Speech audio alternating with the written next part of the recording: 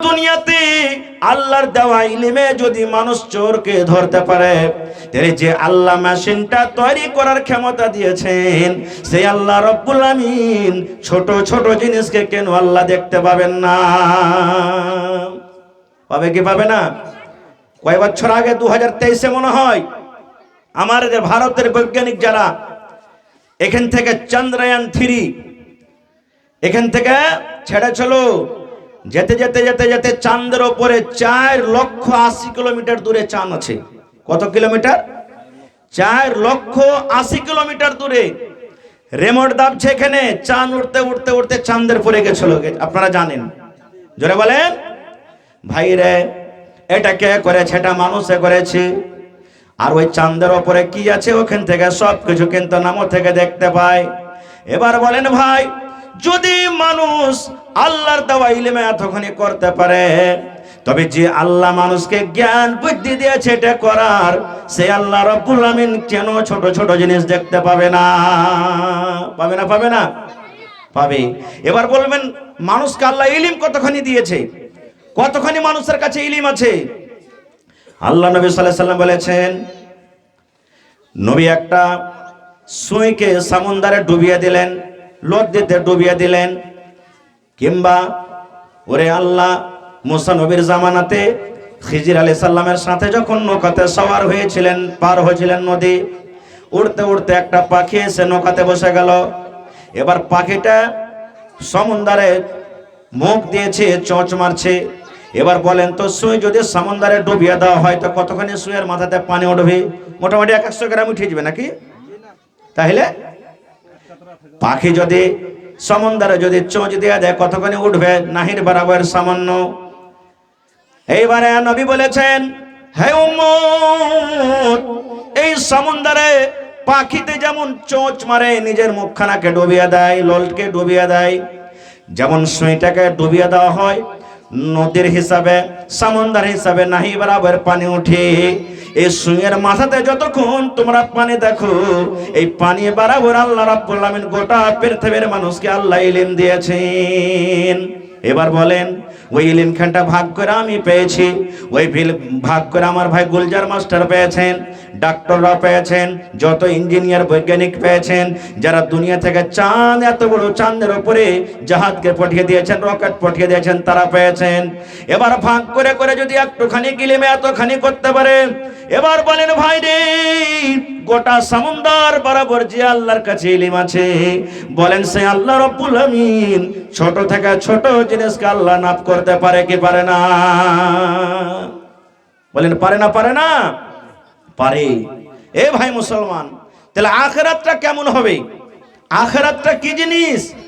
কবর থেকে সওয়াল জবাব শুরু, কবর থেকে সওয়াল জবাব শুরু হয়ে গেল। আমি আজকে কবরের কথা বলবো না ভাই, আল্লাহ বাচ্চা রাখে, ইনশাআল্লাহ আবার কোনোদিন।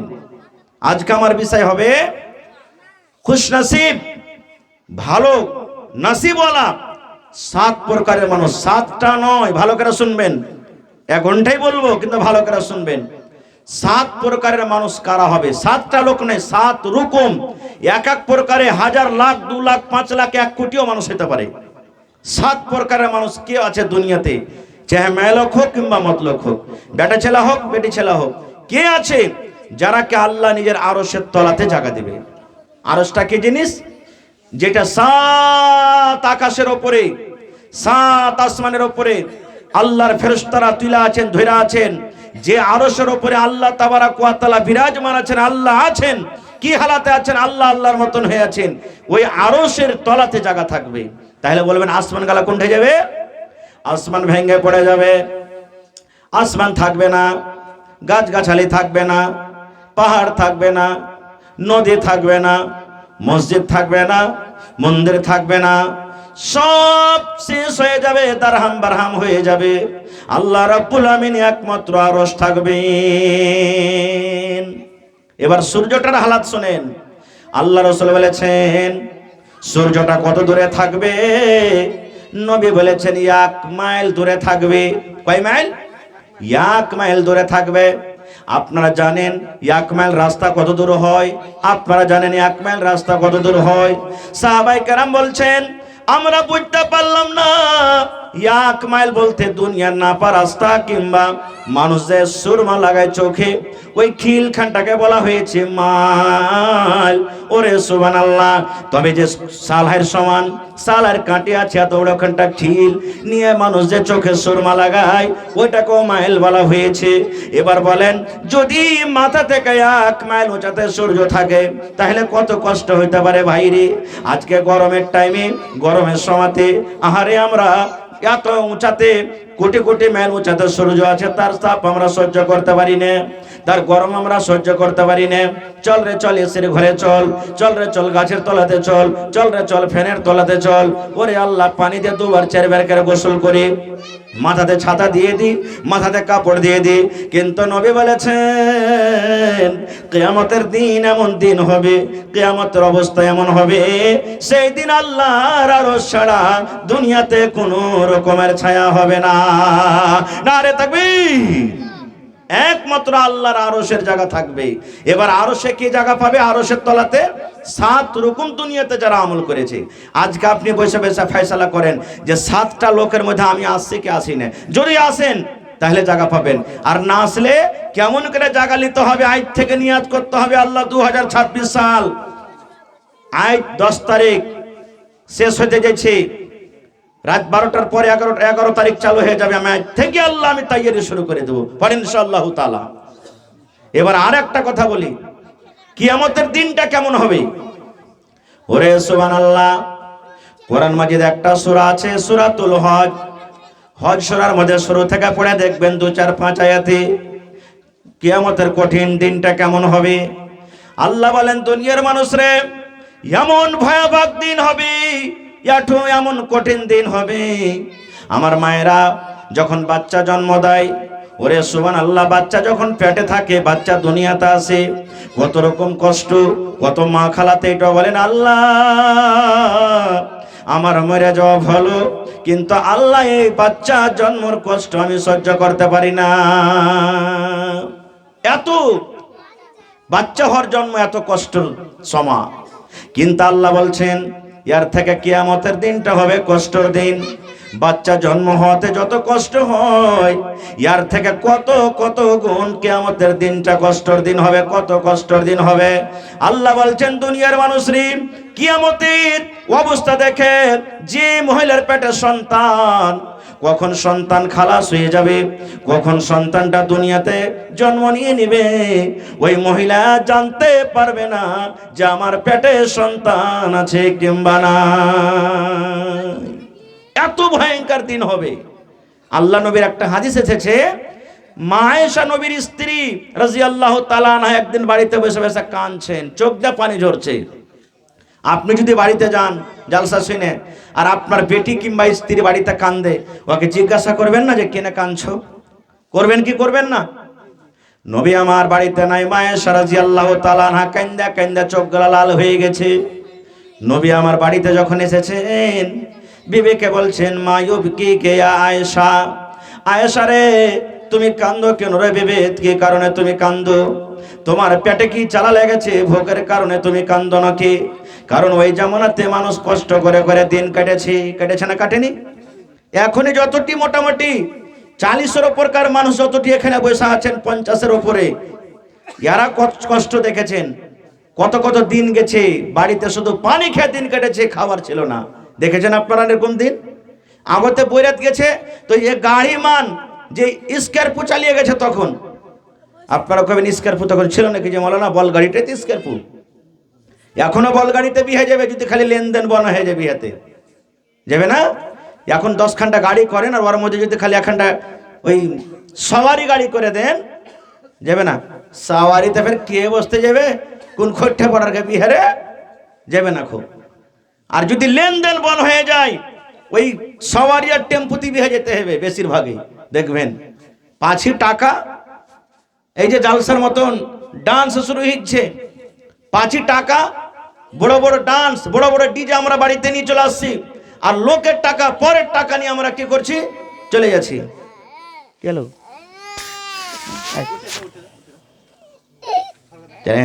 বসে যা, বসে যা, বসে যা, চল চুপ চুপ যা, চুপ যা। চুপ যা, চুপ চুপ চুপ, বাস 1 ঘন্টা, 1 ঘন্টা বসে থাক। চুপ যা, এনে বসে থাক, কুরসিতে বস, চুপ যা, বস। মানে জিদ লাগিয়ে দিয়েছে খুবই। হ্যাঁ, বস থাক, লক করে। হ্যাঁ, চল যাও, বস থাক, এনে বস থাক।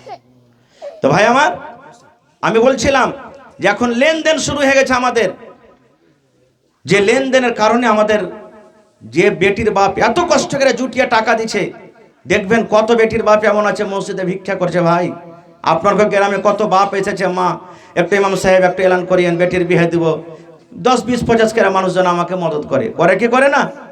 এত কষ্ট টাকা, আর আমি আপনি টাকাটা নিয়ে কি করছি? এমনি নাজায়েজ খরচ করে দিচ্ছি। এর হিসাব লাগবে না কি আমাদের দিন? জোরে বলেন, লাগবে না? লাগবে না? লাগবে। তো নবীজি বাড়িতে এসেছেন, দেখছেন মায়েশা কাঁদছেন, চোখ দিয়ে পানি ঝরছে। এবার নবীজি বলছেন, মা ইউবকি কে, এ আয়েশা তোমাকে কে কান্দালো? তুমি কেন কান্দো? কি তোমার হয়েছে বিবি রে? কান্দার কারণটা কি? তুমি কি একটু আমাকে জানাবে না? এবার মায়েশা কি বলছেন দেখেন, বলছেন নবী গো, আমার পেটে কোনো ভোগ, কোনো ক্ষুধা নাই গো নবীজি, ভোগের কারণে আমি কান্দি না। তাহলে কেন কান্দো? তোমাকে কি কোনো লোক কষ্ট দেওয়া কথা বলেছে? বলছেন না। কেন তুমি কান্দো? বলছে নবী গো, আমার জান্নাতের কথা মনে পড়ে গেছে, জাহান্নামের কথা মনে পড়ে গেছে। জাহান্নামের কথাটা শুই না আমার মনটা কিন্তু কেমন কেমন করছে, তাই আমি ভাবা চিন্তা করছি, আল্লাহ কেমন করে জাহান্নামের আগুন থেকে বাঁচবো, কবর থেকে কেমন করে বাঁচবো, পুলসেরাত থেকে কেমন করে বাঁচবো, কেমন করে পুলসেরাত পার করব, এই চিন্তা ভাবা আমার ভেতরে ঢুকে গেছে, তাই কাঁদছে। এবার মায়েশা কত হুঁশিয়ার মানুষ, এবার নবীকে প্রশ্ন করে দিলেন, ইয়া রাসূলুল্লাহ, আল্লাহ নবী গো, আজকে আমার চোখে পানি দেখে আপনাকে দয়া লেগে গেল, মায়া লেগে গেল গো নবীজি। আপনি আমাকে জিজ্ঞাসা করছেন আয়েশা কেন কান্দো? তবে নবী গো বলেন তো, যেদিন কিয়ামত হবে, হাসরের ময়দান হবে, যদি আমি আপনার বিবি দুনিয়াতে আপনাকে মায়া লেগে গেল, দয়া লেগে গেল, আমি যদি কিয়ামতের দিন কোনো পেরেশানিতে পড়ে যাই, কষ্ট পড়ে যাই, সেই দিন যদি আমি কান্দি, আপনি বিবি বলে আপনি আমাদের কি মনে রাখবেন কি রাখবেন না? ওরে সুবহানাল্লাহ, নবী কি বলছেন দেখেন, বলছেন আয়েশা, দুনিয়াতে কাপড় চাহা থাকলে বেবেরে তুমি চেহে নাও, আমি তোমাকে দিয়ে দেব শক্তি হিসাবে। খাবার যদি চাহার থাকে চেহে নাও, আমি দিয়ে দেব। আয়েশা রে, দুনিয়াতে যদি আমার কাছে তোমরা কিছু চাহো, আমি নবে শক্তি হিসাবে দিয়ে দেব। কিন্তু 3টা জায়গায় এমন আছে, 3টা স্থান এমন আছে আয়েশা, ওই 3 জায়গাতে যদি তোমরা কোনো মুসিবতে পড়ে যাও, আমি নবী তোমাদেরকে কোনো উদ্ধার করতে পারবো না। তাহলে বলেন কিয়ামতের দিনটা কত কঠিন দিন হবে, কিয়ামতের দিনটা কত ভয়ঙ্কর দিন হবে, কত কঠিনের দিন হবে জানেন? জান্নাত রাখা আছে একদিকে, জান্নাত রাগের কারণে যেমন মেঘ ডাকে, জান্নাত রাগছে, হড়হড় গড়গড় করে ডাকছে রাগের কারণে। একদিকে আল্লাহর জান্নাত রাখা আছে, একদিকে জাহান্নাম, জাহান্নাম রেগে আছে। মানুষ সহ্য করতে পারবে না, মাথার উপরে সূর্য, শরীরে কোনো রকমের কাপড় থাকবে না। আজকে মাথাতে আমার টুপি আছে, গায়ে দেখেন কাপড় আছে, মফলার আছে, চাদর আছে, পায়ে মুঞ্জা পায়জামা সব কিছু আছে। নবী বলেছেন আয়েশা রে, দুনিয়াতে যেমন মায়ের পেট থেকে এসেছি আয়েশা, কোনো কাপড় ছিল না, ওই মতো আল্লাহ রাব্বুল আমিনের দরবারে উলঙ্গ হয়ে নাঙ্গা হয়ে মানুষকে দাঁড় হইতে হবে। মায়েশা বলছেন ইয়া রাসূলুল্লাহ, মদ লোকের নাই উলঙ্গ হবে, মায়ের লোকের অবস্থা কি হবে? নবী বললেন আয়েশা রে, সেদিন নর নারী, বেটা ছেলে বেটি ছেলে সব উলঙ্গ আল্লাহর সামনে যাবে, কহরের পরনে কোনো কাপড় থাকবে না। এবার মায়েশা লজ্জার কারণে মুখখানটা ঘুরিয়ে লিয়ে বলছেন ইয়া রাসূলুল্লাহ, কেমন কথা বলছেন? কেমন করে নিজের ইজ্জতের রক্ষা করব, কেমন করে আল্লাহ পর্দা করব? ওখানে কত নবীরা থাকবেন, কত নামাজীরা থাকবেন, কত বেনামাজীরা থাকবেন, দুনিয়ার সমস্ত পুরুষরা থাকবে, দুনিয়ার সমস্ত মহিলারা থাকবে। কেমন করে নবীজি, কেমন করে নিজের ইজ্জতের রক্ষা করব? নবী বললেন আয়েশা রে, কিয়ামতের দিনটা এমন দিন হবে আয়েশা, কোনো মানুষের দিকে দেখার ফুরসত হবে না, কোনো মানুষের দিকে দেখবে না। কিয়ামতের অবস্থা দেখে মানুষরা শুধু একটাই কথা বলবে, আল্লাহুম্মা সাল্লিম, আল্লাহুম্মা সাল্লিম, আজ তুমি আল্লাহ বাঁচিয়ে লাও। আজ নামাজীরা আল্লাহকে দেখে ভয় করছে, যারা নামাজ পড়ে না তারা দেখে আল্লাহকে দেখে ভয় করছে। দুনিয়াতে কত মানুষ আছে মাওলানার কে ওয়াজ শুনতে ভালো লাগে না রে, কোরআন শুনতে ভালো লাগে না, জালসা শুনতে ভালো লাগে না, হাদিস কোরআন শুনতে ভালো লাগে না। কত দুনিয়াতে মানুষ আছে রে ভাই। নবী বলছেন আয়েশা রে, সেদিন নামাজিরা তো আল্লাহকে দেখে ডরাবে, যারা নামাজ পড়ে না সেদিন ওরাও ডরাবে। আজকে যারা মাওলানাকে কথা ভালো লাগে না, মজলিস আসে না, সেদিন কিন্তু বলবে আরে মাওলানাকে কথা কেন শুনিনি। ওরাও বলবে আল্লাহুম্মা সাল্লিম আল্লাহুম্মা সাল্লিম। নবী বলছেন আয়েশা রে, মানুষ সাধারণ মানুষ দূরের কথা, সেদিন নবীরাও নাফসি নাফসি করবেন, আল্লাহ আজ আমার কি হবে, আল্লাহ আজ আমার কি হবে, আল্লাহ আজকে আমার কি হবে। লম্বা হাদিস, শর্ট একটা কথা আপনাকে বলি, নবীরা কত পরেশান থাকবে। সহি হাদিস, মানুষরা যখন পেরেশান হয়ে যাবে, যে যেমন পাপ করবে তার তেমন পাসিনা হবে, কাহারি টাকনা পর্যন্ত, কাহারি হাঁটু পর্যন্ত, কাহারি কোমর পর্যন্ত, কাহারি বুক পর্যন্ত, কাহারি থুথা পর্যন্ত, যে যেমন পাপ করবে তেমন তার পাসিনা তাহাবুক টুবুক করবে কিয়ামতের দিন। এবার মানুষরা তখন পেরেশান তাওয়া তাওয়া যখন হয়ে যাবে, তখন বলবে না এরকম করে হবে না রে, চল কোন লোককে ধরি, আল্লাহ তুমি জান্নাত দিবে তো জান্নাত দিয়ে দাও, জাহান্নামে দিবে তো জাহান্নাম দিয়ে দাও, কিন্তু আল্লাহ আমরা কিয়ামতের কষ্ট সহ্য করতে পারি না। কত খাতারনাক দিন হতে পারে বুঝে দেখেন, কিয়ামতের কষ্ট সহ্য করতে পারবে না। আর সেই দিনটা কতদিন কত বড় হবে জানেন? আল্লাহর কোরআন বলছেন 50 আলফা সানা, 50,000 বছরকার সমান একটা দিনে। পড়েন সুবহানাল্লাহ। কত বড় দিন? আল্লাহর কোরআন বলছেন 50 আলফা সানা, 50,000 বছরকার সমান একটা দিন হবে। ওরে সুবহানাল্লাহ, 50 বছর নয়, 50,000 বছরকার সমান একটা দিন হবে। ওই দিনে মাথার উপরে সূর্য, মানুষকে তিরসা লাগবে না লাগবে না? জোরে বলেন লাগবে না লাগবে না? আজ 12 ঘন্টা 14 ঘন্টা রোজা রেখে ভিতর শুকিয়ে গেল। ইফতারির টাইমে বারবার ঘড়ি দেখছি, আজ ভিতর শুকিয়ে গেছে। আব্দুল্লাহ রে বাটা ঠান্ডা গালে লেসেস তো ব্যাটারে না, তাই মনে হয় জি ভরবে না। ইফতারির সময় তো একটা খাজুর খাই বা না খাই, পানির বোতল হওয়া চাই, কিছু দিবি চেন হা দিবি পানি দে। কয় ঘন্টা থাকি না খেয়ে? 12 ঘন্টা 14 ঘন্টা। এবার বলেন বন্ধুরে, 12 ঘন্টা 14 ঘন্টা না খাওয়াতে যদি আমাদের ভেতরটা শুকিয়ে যায়, ওরে আল্লাহ কত ফ্যানের তলে থাকে, কত এসি রুমে থাকে, কত পাংখা দিয়ে গোসল করে, কিন্তু মুসলমান আল্লাহর কোরআন বলেন কিয়ামতের দিনটা 50,000 বছরকার একটা দিন হবে রে। ওই দিনে আসমান থাকবে না, কোনো গাছ গাছালার ছায়া থাকবে না, কোনো রকমের নদী পোখর সমুদ্র কোয়ালিন্দারা থাকবে না। সেই দিন আল্লাহ রাব্বুল আলামিন আরশের তলাতে মানুষেরা জায়গা পাবে, যারা 7 প্রকার আমল করবে, 7 রকম নেকি করবে। আর নবী বলেছেন আল্লাহ রাব্বুল আলামিন সেই দিন আমাকে একটা হাউজ দান করবেন, সেই হাউজটার নাম হবে কাউসার। আপনারা জানেন সূরাটা মুখস্থ আছে, ইন্না আতাইনা, তারপরে কি আছে? কাল কাউসার। হাউজ দান করবেন, তাই সেটার নাম হলো কি? কাউসার। পানিটা কেমন হবে? দুনিয়াতে যে আমরা মধু দেখি, মধু বলতে পুড়িয়া পকেটের মধু নাই, শাহাদ।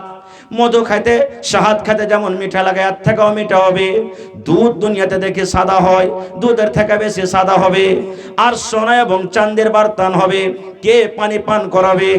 নবী বলেছেন ওরে সুবহানাল্লাহ, যে আমার উম্মত হবে কিয়ামতের দিন, আমি নবী আমার উম্মতকে বাছাই করে করে হাউজে কাউসার আমি পানি পান করাবো। আর এক গ্লাস যারা পানি পান করতে পাবে, জান্নাত যাওয়া পর্যন্ত ওই পানির এত গুণ, পানির এত ফজিলত, জান্নাত যাওয়া পর্যন্ত, অর্থাৎ 50,000 বছরকার সমান দিনে আর তাকে পিপাসা লাগবে না। এবার গিলাসটা পাবে কে? কে পাবে? যে নবীর উম্মত সে পাবে। সাহাবায়ে কেরাম নবীকে প্রশ্ন করে দিলেন, ইয়া রাসূলুল্লাহ, আপনি আপনার উম্মতকে পানি পান করাবেন, কেমন করে চিনতে পারবেন এটা আমার উম্মত? ওইখানে তো আদম আলাইহিস সালাম থেকে না আপনি শেষ নবী, সব নবীর উম্মত ওখানে মজুদ থাকবে, থাকবে না? যারা বলেন থাকবে না, থাকবে না? ওখানে মুসা নবীর উম্মত থাকবেন, ওখানে ইব্রাহিম নবীর উম্মত থাকবেন, ওখানে ঈসা নবীর উম্মত থাকবেন, ওখানে ইসহাক নবীর উম্মত থাকবেন, ওখানে ইউসুফ নবীর উম্মত থাকবেন, ওখানে ইদ্রিস নবীর উম্মত থাকবেন। যত দুনিয়াতে নবী এসেছেন সমস্ত নবীর উম্মতরা থাকবেন। তাহলে আপনি কেমন করে চিনতে পারবেন আমার নবীজি কেমন করে চিনতে পারবেন এটা আমার উম্মত? নবী একটা উদাহরণ দিলেন, কি জানেন? রে বাবা শোনো, একটা লোকের ঘোড়া আছে, সব ঘোড়া কালো। একটা লোক ঘোড়া বাড়িতে লালন পালন করে, 10টা 20টা 50টা 100টা ধরেন, সব ঘোড়া রং কালো। আর একটা লোকের ঘোড়া আছে চিতকাবরা, মানে চাকরা পাখরা। চাকরা পাখরা তো বুঝেন, চাকরা পাখরা ঘোড়া। এবার বলো তো, ওই চাকরা পাখরা ঘোড়াটা যদি হাঁটতে হাঁটতে কালো ঘোড়ার তলে যদি সাঁধিয়ে যায়, তো ওই চাকরা পাখরা ঘোড়াওয়ালাটা নিজের ঘোড়া চিনতে পারবে না? পারবে না? আপনারা বলেন তো, পারবে না? পারবে না? সাহাবায়ে কেরাম বলছেন, ইয়া রাসূলুল্লাহ পারে নেবে। এবার নবী বলছেন, উম্মত রে, গুররান মুহাজ্জালিন, আমার উম্মতকে আমি চিনে নিব। কেমন করে চিনবেন গো নবীজি? বলছে যে আমার উম্মত হবে আসারে ওযু, অর্থাৎ ওযুর জায়গাগুলো চাঁদের মতন ঝকমক ঝকমক করে চলবে। ওযুর জন্য, নামাজের জন্য যখন ওযু করে হাত গালা ধয়, চেহারাটা ধয়, পা গলা ধয়, এই ওযুর জায়গাগুলো চাঁদ যেমন করে ঝলমল ঝলমল করে, এই মতো কিয়ামতের দিন সব ঝলমল ঝলমল করবে। আমি তখন চিন্তা পারবো এগুলো আমার সব উম্মত। আমি তাদেরকে ডাক দিয়ে দিয়ে বাছাই করে করে নিজের হাতে হাউজে কাউসারের আমি পানি পান করাবো। এবার বলেন ভাইরে, যারা নামাজ পড়বে কিয়ামতের দিন চাঁদের মতন ওযুর জায়গাগুলো ঝলমল করে জ্বলবে, নবী চিনতে পারবেন এটা আমার উম্মত। ওরাকে ডাক দিয়ে দেওয়া হয় যে কাউসারের পানি পান করাবেন। এবার বলেন, আপনারা উত্তর দেন, যারা নামাজ পড়ে না ওরা কি ওযু করবে? করে? এবার ওযু না করলে কিয়ামতের দিন কি চাঁদের মতন ঝলমল করে জ্বলবে? বলেন জ্বলবে? জ্বলবে না। আর যদি না জ্বলে তাহলে নবী কি নিজের উম্মত বলে তারা কে চিনতে পারবে? যদি বলেন পারবে। আর যদি চিনতে না পারে তাহলে কি তারা হাউজে কাউসারের পানি পান করতে পাবে? পাবে? তাহলে দেখেন নামাজ কত বড় ইবাদত। আরো মেলায় রুকুম আছে, আমি ওদিকে যাব না। আরো মেলায় কথা আছে, আমি ওদিকে যাব না খুব। তো ভাই আমার, নবীজি বলছেন আয়েশা, কিয়ামতের দিন এমন দিন হবে কোন মানুষের দিকে দেখবে না, আরে আব্দুর রহমান কাপড় পিন্ধাছে কিনা, হালেমা খাতুন কাপড় পিন্ধা আছে কিনা, কেউ দেখবে না। আপনার কি মনে আছে 2014 সালে ঘন ঘন ভূমিকম্প আসতো না? আসতো না? মনে আছে আপনার কাছে? তো এমন হ্যাঁ আসতো যে মানুষ জ্বরে বাড়ি ঘর ছেড়ে দিয়েছিল, বাজারের মানুষ তো রোডে শুয়ে থাকতো, কোনো বিশ্বাস নেই রে কখন শুরু হয়ে যাবে। আজকের কথা বলি, আল্লাহ না করে হয় কিন্তু উদাহরণ দেওয়ার জন্য বলে, রাতের বেলাতে আপনি শুতে আছেন, আমি শুতে আছি, হঠাৎ করে যদি জালজালা ভূমিকম্প চালু হয়ে যায়, আপনার বাড়িতে লাখ টাকা রাখা আছে, সোনা চাঁদি রাখা আছে, বলেন তো আপনি জালজালা যখন শুরু হয়ে যায়, আপনার দামি দামি কাপড় আছে, লুঙ্গি আছে, সেগুলা নিয়ে পালাবেন কি জান বাঁচিয়ে পালিয়ে যাবেন? টাকার পোটলি বাড়িতে আছে, সেগুলা নিয়ে পালাবেন কি এমনি পালিয়ে যাবেন? বলবেন পালারে পালা, পালারে পালা। এ ভাই রে, দুনিয়াতে সামান্য 1 সেকেন্ড 2 সেকেন্ড 1 মিনিট ঝটকা সে জমিনটা কাঁপছে, এই ভয়ে এই ডরে যদি বলি ব্যাটারে পালা পালা, জান বাঁচলে লাখ উপায়। এবার দুনিয়াতে যদি সামান্য একটু জালজালা ভূমিকম্পের কারণে আমরা সব কিছু ছেড়ে যদি পালিয়ে যাই, তাহলে কিয়ামতের দিন এত খাতারনাক, এত ভয়ঙ্কর দিন হবে। বলেন সেই দিন কোন মানুষ কি অবস্থা আছে দেখার কে সেদিন ফুরসত হবে? হবে না। এখন নাই মানুষ না থাকলে তাই বের করবে, ওই মৌলবি এরকম, ওই নমাজি এরকম, ওই মাস্টার এরকম, ওই হাজি এরকম, আবে ও দাড়ি ছেড়েছে সে, কিন্তু বাদ থেকে তো আমি ভালো আছি। না থাকলেও মানুষ দাগ দিয়ে দিয়ে বলবে। সেদিন এগুলা কিছু আসবে না। সেই দিন যেদিন না কোনো আরশের তলা ছাড়া জায়গা থাকবে, সেই দিন আল্লাহ রসুল বলছেন 7 রুকুন যারা দুনিয়াতে আমল করবে, 7 প্রকারের যারা আমল করবে, আল্লাহ তাআলা তারাকে আরশের তলাতে জায়গা দেবে। কি কি 7 প্রকার? আমি খুব শর্টে বলবো, মোটামুটি আধ ঘন্টা হয়ে গেল মনে হয়। কি কি 7 প্রকার? আল্লাহ রাসূল এক নম্বরে বলেছেন ইমামুন আদিল, इंसाफ करने वाला राजा, इंसाफ करने वाला मोड़ल, इंसाफ करने वाला सरपंच, इंसाफ करने वाला समिति, इस्लाम इंसाफ करने वाला एमपी एमएलए, इंसाफ करने वाला बाप, যার পরে জিম্মেদারি আছে, যে কোরআন হাদিসকে সামনে রেখে ইনসাফ করেছে। আপনারা মেলায় মানুষ মেলায় বাপ কইবেন, কই মৌলানা আমরা কেমন করে ইনসাফ করব, আমরা কি কোনো বাড়ির সাধারণ একটা মানুষ, ইনসাফ করেন না? আল্লাহর নবীর জামানাতে এক বাপ চলে গেছেন একটা বাচ্চাকে সাথে করে নবীর দরবারে। আমার ভাই গুলজার সাহেব বসে আছেন, জিজ্ঞাসা করবেন। চলে গেছেন, যে নবীকে বলছেন এখন নাহি যাইতে হয়েছে পূর্ণিয়া রেজিস্ট্রি অফিসে জমি রেজিস্ট্রি হয়েছে নাকি। বাপ চলে গেছেন, নবীকে বলছেন হুজুর আপনি গাওয়া থাকেন, এতখানি জমিন আমি এই বেটাটাকে দিয়ে দেন। দেখেন কি বলছেন, আপনি গাওয়া থাকেন, এতখানি জমিন বেটাটাকে দিয়ে দেন, রেজিস্ট্রি এটাই। নবী বলছেন এই ছাড়া তোমার কি আর বেটা আছে? বলছে আছে। এই চুপ করো। নবী বলছেন এটা ছাড়া তোমার কি আর বেটা আছে? বলছে আছে। বলছে ওকে কতখানি দিয়েছো? বলছে দিনই। দয়ার নবী বললেন তুমি চলে যাও, মিথ্যা জিনিসের পরে আমি সাক্ষ্য থাকবো না রে, আমি নবী সাক্ষ্য থাকবো না। তোমার এই বেটাকে যতখানি তুমি দিলে, তোমার আরো যে বেটা আছে অতকে ওরাকে অতখানি কেড়ে দাও। এবার মেলায় মানুষ আমরা করছি, সারা জীবন বড় বেটা, বাপের 5টা বেটা আছে, সারা জীবন বড় বেটা খাটতে খাটতে খাটতে ভাই রে বাড়ির সংসার সব কিছু কোরবানি করলে, কিন্তু যখন ওর 2টা 4টা 5টা ছেলে পেলে হয়ে গেল, এবার যখন ছোট বেটার নম্বর চলে এলো, কত বাপ বলছেন আর তুই বাড়িতে বাড়ি চালাইতে পারবি না, তুই আর খাটতে পারবি না, এখন তুই আলাদা হয়ে যা। এবার রাজ রাম করে খাবে কে? ছোট বেটা। এরকম হয়েছে না? হয় না? কত বাড়িতে হয়েছে। ইনসাফ লাগবে বাপ, আল্লাহ ছাড়বে না খুব। আর কি করি, বেটি গালাকে জমিন যখন ভাগ করব, হজ করতে চলে যাব, কিংবা যখন মরবো হালাতে যখন হয়ে যাব, তখন আমরা কি করি, হালে মাগে ওই জমিন খানটা তুই লে রে বেটি, রাহিম আগে ওই জমিন খানটা তুই লেগে বেটি।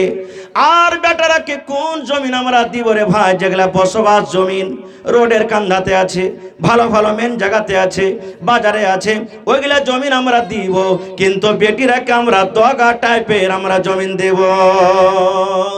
ইনসাফ হলো না?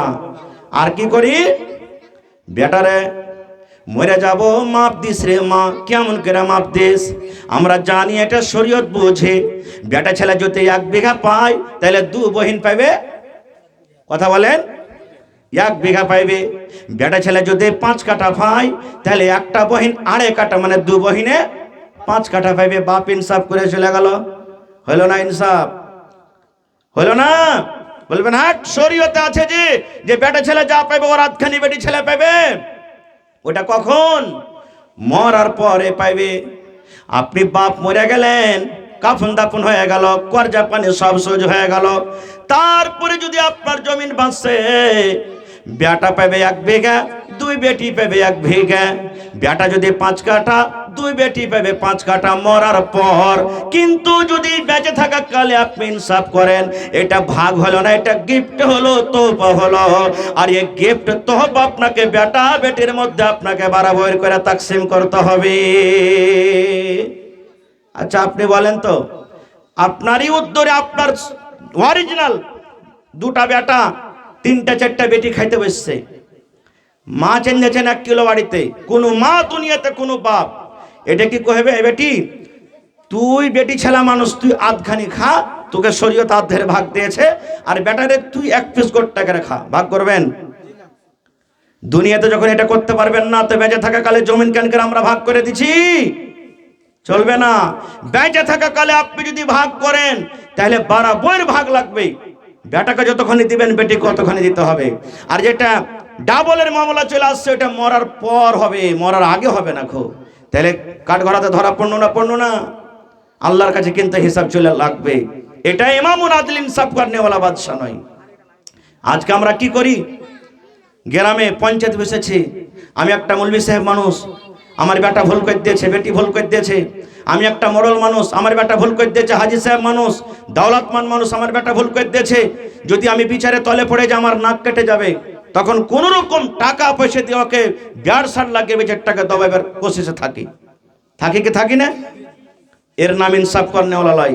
আল্লাহ নবীর জামানার একটা ঘটনা শুনেন। নবীর জামানাতে একটা উঁচা খানদান, নাম করা বংশের একটা মায়ালোক চুরি করেছিল।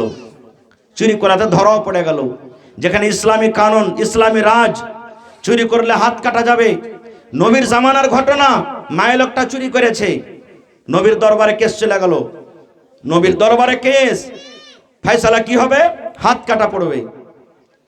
ওর বংশের লোকেরা, খানদান লোকেরা একদিন বসেছেন, যেমন আজকে জালসা শুনছেন, খানদানের লোকগুলা বসে মাসরা করছে, আমরা এলাকার মধ্যে, গ্রামের মধ্যে খুব ভালো বড় মানুষ, নাম করা লোক, আর আমার গায়ে লোক ধরা পড়েছে, নবীর দরবারে কেস চলে গেছে, তা হাত কাটা যাবে। হাত কাটা যাবে, হারকে নামটা কোনটা থাকবে? সব নাম তো আমরা বদলাম হয়ে যে মাটিতে মিলিয়ে যাবে। এক কাম কর, সুপারিশ লাগা, দেখি কিছু হয় কিনা। কাকে সুপারিশ করবি রে? নবীর কাজকার মানুষকে।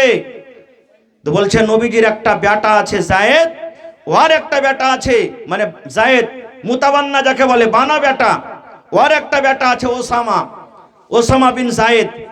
ওকে টাকা, নবী সাহেব ওকে খুব ভালোবাসে, নবী সাহেবের কাছের লোক, ওর বেটার ওইটা বেটা। তো নবী সাহেব ওর কথাটা শুনবে। এবার জায়েদের ওসামার কাছে চলে গেলেন। যাওয়ার পরে বলছেন, ওসামা, ওর খানদানের লোকেরা বলছে, কি হয়েছে?